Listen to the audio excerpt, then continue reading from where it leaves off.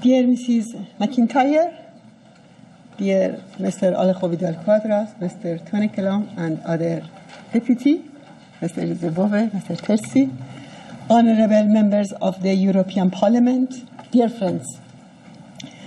My gratitude to the Friends of a Free Iran Interparliamentary Group for organizing this conference.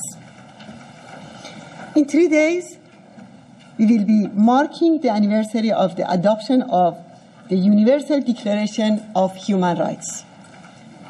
For my country, Iran, the Human Rights Day is a reminder of the deep scar on my nation's body and soul. With 120,000 executed dissidents and hundreds of thousands of tortured political prisoners. With at least 5,000 prisoners who are presently on the death row and human rights activists and followers of different faiths in prison. Under the mullahs, there is no respect for human rights. For the world community and the European Union, unfortunately, human rights in Iran is a victim of diplomacy and trade. Under the rule of the Iranian regime, every single article of the Universal Declaration of Human Rights has been violated. The right to life, the right to freedom, the right to security, the right to protection from torture and arbitrary arrests, the right to freedom of religion and faith. The most horrific page in the record of this regime is the massacre of 30,000 political prisoners in only a few months in 1988. This genocide was carried out upon a written edict by Khomeini. The main perpetrators of this massacre are now among the regime's leaders and senior officials. In recent months, a growing movement has begun in Iran demanding accountability and bringing those responsible for the massacre to justice.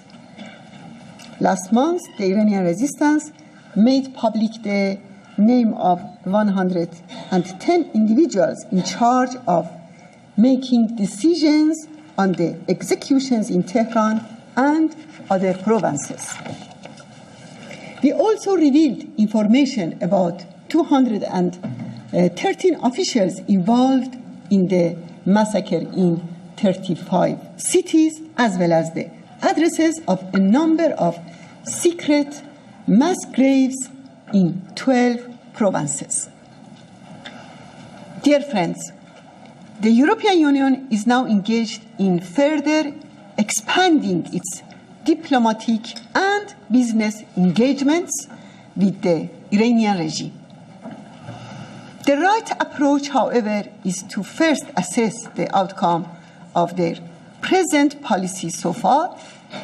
Let us review the outcome of the EU policy of recent years from standpoints.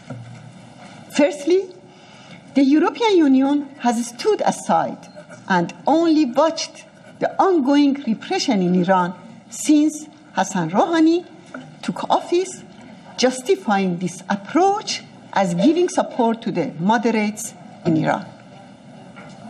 But did such silence lead to the progress of moderation in Iran? No. The outcome has been more executions under Rouhani and more aggressive policy in the region.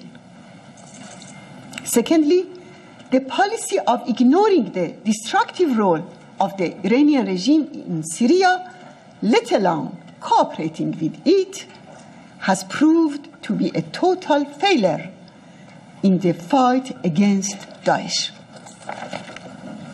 Thirdly, the mullahs were forced to take a step back in the nuclear negotiations under the pressure of social discontent in Iran and international sanctions And because of their extreme weakness,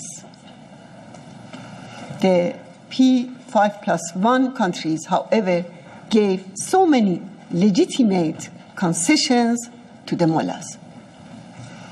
They allowed the mullahs to maintain the structure of their bomb-making system. In addition, in return for the JCPOA, Western governments accepted some unwritten agreements with the mullahs, such as freedom of sending IRGC troops to Syria, overlooking the regime's ballistic missile tests despite UNSC Resolution 2231, overlooking the Quds forces' destructive role in Iraq, and remaining silent on the violation of human rights in Iran. Now, in their talks with the EU, senior officials of the Iranian regime declared that retribution and the death penalty are red line for Tehran and could not be set aside in any form. Is it not shameful to remain silent on such aggressive attitude of a criminal regime?